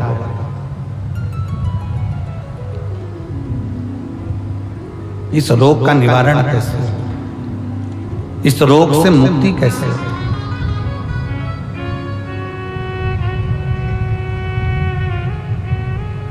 कोई ने कह दिया, चंद्रदेव को कई लोग मिले, चंद्रदेव से कहा तुम ये कर लीजिए, ऐसा करने पर तुम्हें फल की प्राप्ति हो जाएगी।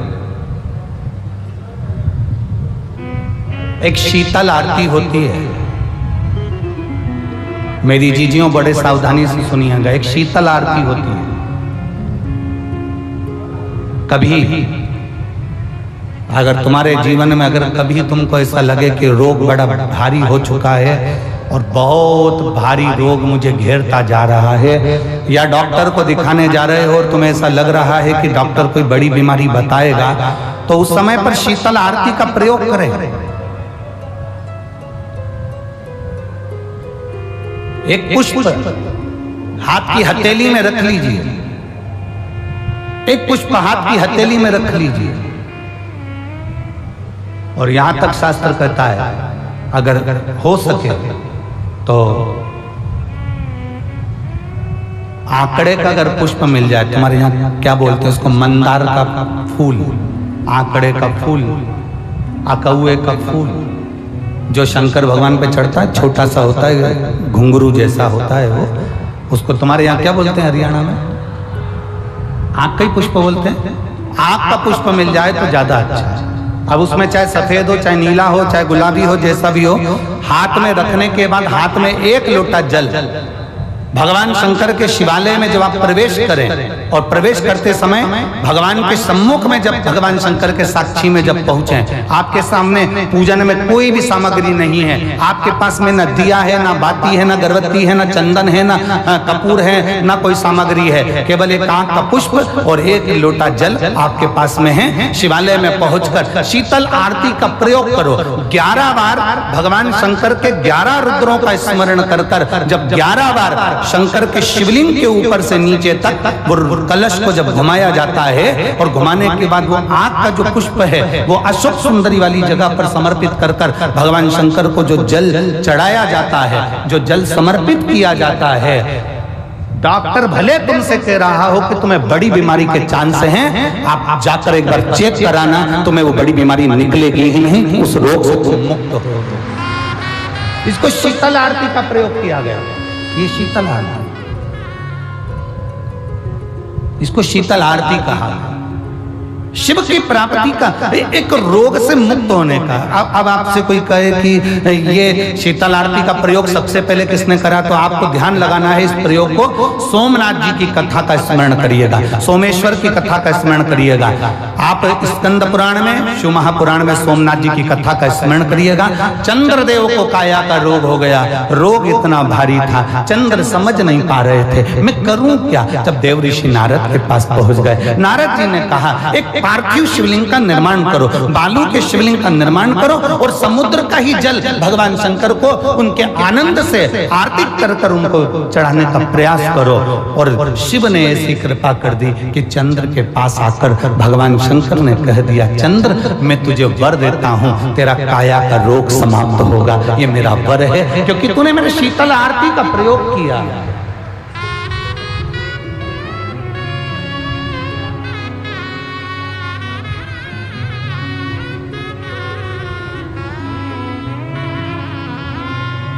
मेरी जीजियों, दो चीजें बड़ा स्मरण में रखिएगा। एक, बैसाख महीने में मट्टी के पात्र का जल, अभी अभी क्या चल रहा है, फागुन। अभी क्या चल रहा है, फागुन। जब बैसाख का महीना आए ना, जितने यहाँ बैठे और जितने आस्था चैनल पर सुन रहे और जितने फेसबुक यूट्यूब पर कथा श्रवण कर रहे हैं, जितने मोबाइलों पर देख रहे हैं, प्रयास करना बैसाख के महीने में मिट्टी के पात्र में जो रात्रि भर जल रखा हो, मिट्टी के पात्र में, अगर आपके पास में घड़ा हो, हंडा हो, नी हो, तो दिया हो, दीपक हो, कुल्लड़ हो, कोई भी तुम्हारे पास में जो मिट्टी का पात्र, उसमें जल भरना।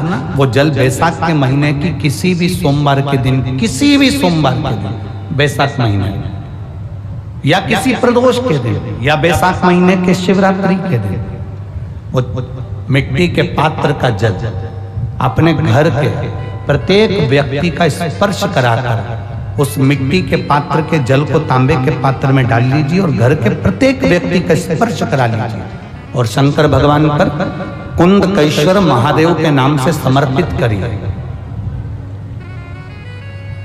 कुंदकेश्वर महादेव। कभी जीवन में पीछे पलट कर देखने की जरूरत नहीं पड़ेगी, आप उन्नति की सीढ़ी की ओर बढ़ते चले जाओगे। बैसाख महीने में मट्टी के पात्र का जल भगवान शंकर को समर्पित होना चाहिए। उसका सुख हमारे जीवन को एक आनंद फल प्रदान करता है।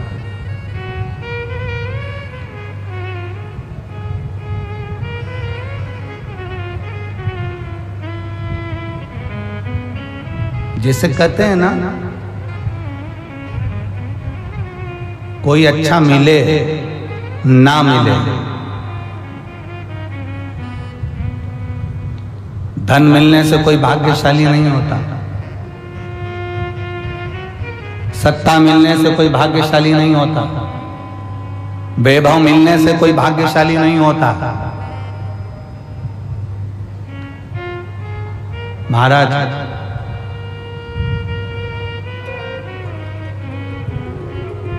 धन मिलने से कोई भाग्यशाली नहीं होता, वैभव मिलने से कोई भाग्यशाली नहीं होता, सत्ता मिलने से कोई भाग्यशाली नहीं होता, बड़ा मकान मिल जाने से कोई भाग्यशाली नहीं होता। शिव महापुराण की कथा कहती है, अगर दो सही मिल जाएं तो तुम्हारा जीवन सफल हो जाए।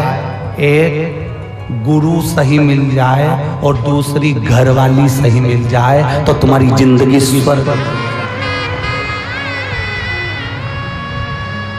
दो सही मिलना चाहिए। धन मिलने से कोई भाग्यशाली नहीं होता, वैभव मिलने से कोई भाग्यशाली नहीं होता, सत्ता मिलने से कोई भाग्यशाली नहीं होता, बड़ी मकान बड़ी गाड़ी मिलने से कोई भाग्यशाली नहीं होता। दुनिया का सबसे भाग्यशाली व्यक्ति वो होता है जिसको दो ठीक मिल गए, दो अच्छे मिल गए। एक गुरु अच्छा मिल जाए, दूसरी जम के बोलो घरवाली अच्छी मिले। गुरु अच्छा मिलेगा तो तुम्हें स्वर्ग की सीढ़ी चढ़ा देगा और घरवाली अच्छी मिलेगी तो घर को स्वर्ग बना देगी।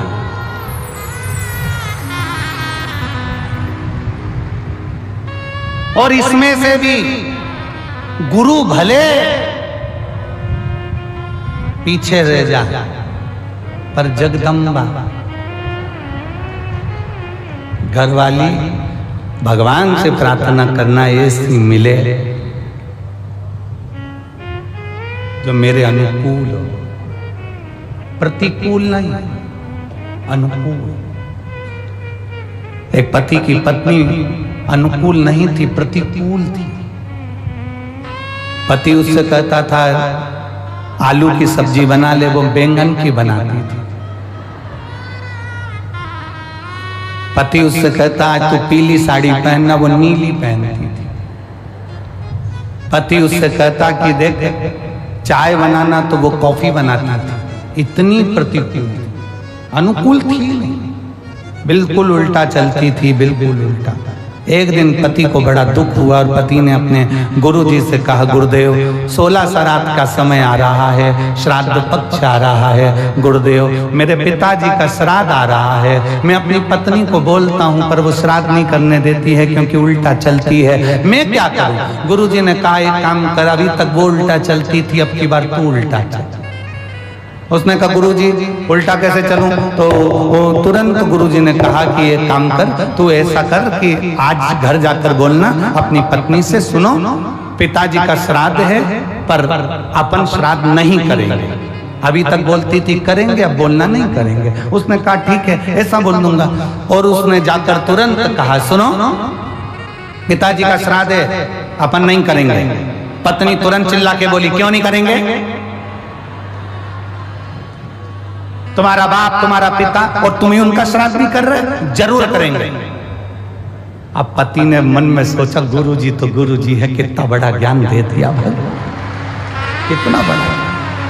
और गुरुजी ने कहा था जो जो तुझे करवाना है उसके लिए उल्टा चलना। इतने में इसने कहा, सुनो, श्राद्ध करेंगे तुम कह रही हो तो, पर पंडित को भोजन नहीं कराएंगे। इतने में पत्नी जूड़ा बांधती बांधती बोली, क्यों नहीं कराएंगे?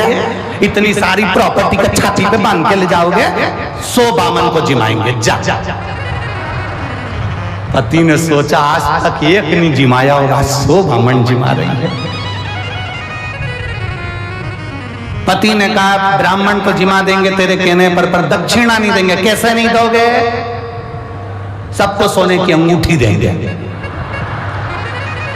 पति बड़ा पैसा। अब पंडित जी आ गए, श्राद्ध करने लगे, पिंडदान बनाया, पिंड करवाया। पंडित जी ने कहा, ये पिंड ले जाकर अच्छी गंगा जी की नदी में, पानी में इसका विसर्जन करो। पत्नी ने पति से पूछा, कहाँ जा रहे हो? पति तिल्ला कर बोला, पिताजी के पिंड को नदी में विसर्जन करने जा रहा हूं। इतने में पत्नी चिल्ला कर बोली, तुम्हारे बाप ने कौन सा अच्छा काम किया था जो नदी में विसर्जन करने जा रहा हो? गटर में पटक दो। अब यहाँ पर उसको उल्टा बोलना था कि पिंड को गटर में पटकने जा रहा हूं, तो पत्नी बोलती नदी में विसर्जन करो। अब इसने कहा नदी में विसर्जन करो, तो इसने गटर में पटकवा दिया। बड़ा दुखी हुआ, सारा करा धरा पे पानी फिर गया। गुरुजी के पास गया, गुरुदेव गुरुदेव कुछ तो करो कि मेरी पत्नी से मेरा पीछा छूट जाए। गुरुजी ने कहा, ऐसे पीछा नहीं छूटने वाला, एक काम कर, तू गंगा नहाने हरिद्वार चले। हरिद्वार चले जा तो इससे पत्नी से पीछा छूट जाएगा। क्यों नहीं छूटेगा? पत्नी से भी कह देना कि हरिद्वार जाने का मना करना उसको, तू मना करेगा तो वो जाएगी। बस उल्टा उल्टा करते जाना, मैं तुझे समझा के भेज रहा हूँ वैसा करना। उसने गुरुजी ने जैसा समझाया वैसे ही करा। घर पहुंचा, पत्नी से बोला, सुनो, पूरे गांव के लोग, पूरे रेवाड़ी के लोग हरिद्वार जा रहे हैं, अपन नहीं जाएंगे क्योंकि अपने पास टाइम नहीं है। पत्नी बोली, कैसे नहीं जाएंगे? 40 साल शादी के हो गए, आज तक कहीं घुमाने नहीं ले गए, चलो मेरे साथ हरिद्वार।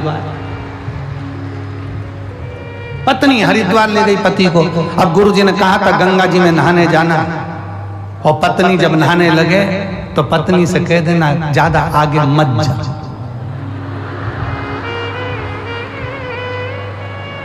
बस इतना ध्यान रखना। और पत्नी जैसे गंगा जी में उतरी और पति ने चिल्ला कर कहा, आगे मत जाना। पत्नी बोली, जाऊंगी, जा। और जो आगे गई और पानी में बह गई। इसने जेब में से नारियल निकाला, गंगा मैया ले जा, गंगा मैया ले जा, गंगा मैया ले जा। इतने में गुरुजी भी समझदार थे। गुरुजी को मालूम है कि पत्नी बहुत तेज है, गंगा जी में चेन पड़ी रहती है, चेन को पकड़ लेगी, और पत्नी ने चेन पकड़ ली। अब इसने नारियल वापिस जेब में रख लिया, ये तो बच गई।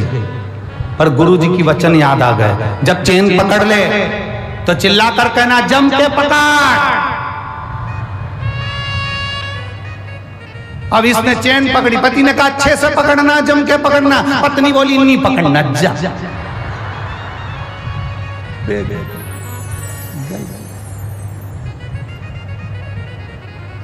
हरिद्वार में बही, बंगाल में निकली। कहीं कहीं की ऐसा हो, उल्टी चलती है। तो यहाँ शास्त्र कह रहा है कि बहुत सारा धन होने से कोई भाग्यशाली नहीं होता, बहुत सारी सत्ता होने से कोई भाग्यशाली नहीं होता, बहुत सारा वैभव होने से कोई भाग्यशाली नहीं होता। शिव महापुराण की कथा कहती है, गुरु और एक घर वाली अगर अच्छी मिल जाए तो समझ लो गुरु तुम्हें स्वर्ग की सीढ़ी चढ़ा देता है और घर वाली घर को स्वर्ग बना देती है। ऐसा प्रभु की प्रीत बड़ी है। चंद्र शीतल आरती चंद्र कर रहा है, शीतल। और कर्पूर गौरम करुणावतारम संसार सारम भुजगे। चंद्रदेव ने जो भगवान की आराधना करी, आराधना करते ही शंकर जी ने दर्शन दे दिया। दक्ष प्रजापति को क्रोध आ गया। दक्ष प्रजापति को क्रोध इसलिए आया कि दक्ष प्रजापति को क्रोध आने का कारण केवल इतना सा था कि मैंने चंद्र को काया का रोग का श्राप दिया था। इसका रोग ठीक किसने करा? तो मालूम पड़ा कि शंकर भगवान ने करा है, शिव ने करा है। बस दक्ष प्रजापति का हृदय जल गया। मेरा दामाद होकर मेरे अनुकूल नहीं चल रहा, मेरे विपरीत चल रहा। चंद्र को ठीक कर दिया, जिस चंद्र को मैंने काया का रोग दिया था उसको ठीक कर दिया। क्रोध में आ गए दक्ष प्रजापति और आखिरी में हुआ क्या? यज्ञ की तैयारी हुई। उस यज्ञ की मीटिंग में भी शंकर का अपमान किया। यज्ञ में शंकर को ना बुलाकर उनका अपमान किया।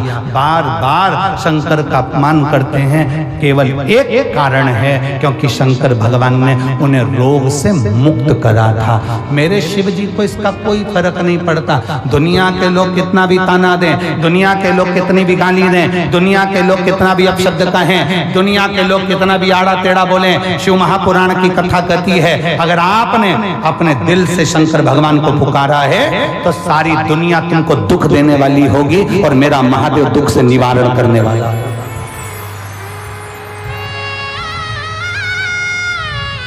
मेरा महादेव दुख से निवारण करने वाला।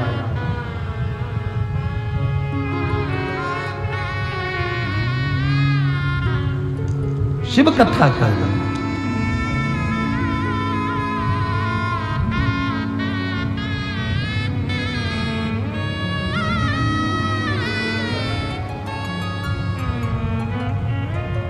और सुन भोले त्रिपुरारी, द्वार तेरे आया हूँ। सुन भोले त्रिपुरारी, द्वार तेरे आया हूँ। सुन भोले त्रिपुरारी, द्वार तेरे आया हूँ। सुन भोले त्रिपुरारी, द्वार तेरे आया हूँ। द्वार तेरे आया हूँ, द्वार तेरे आया हूँ। द्वार तेरे आया हूँ, द्वार तेरे आया हूँ। सुन भोले त्रिपुरारी, द्वार तेरे आया हूँ। सुन भोले त्रिपुरारी, द्वार तेरे आया हूँ। भर दे झोली खाली, द्वार तेरे आया हूँ। भर दे झोली खाली, द्वार तेरे आया हूँ। भर दे झोली खाली, द्वार तेरे आया हूँ। भर दे झोली खाली, द्वार तेरे आया हूँ। पीछे वाले भी दोनों हाथों से बड़े प्रेम से। राधे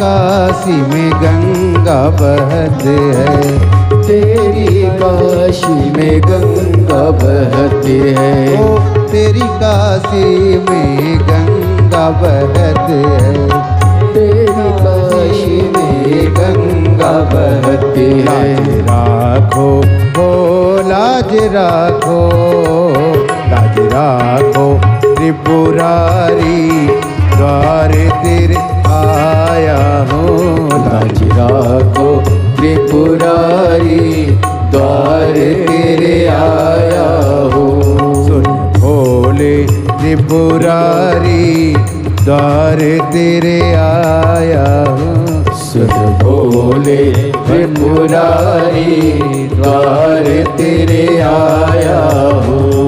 द्वार तेरे आया हूँ, द्वार तेरे आया हूँ, द्वार तेरे आया हूँ, द्वार तेरे आया हूँ। सुन भोले त्रिपुरारी, द्वार तेरे आया हूँ। सुन भोले त्रिपुरारी, द्वार तेरे आया हूँ।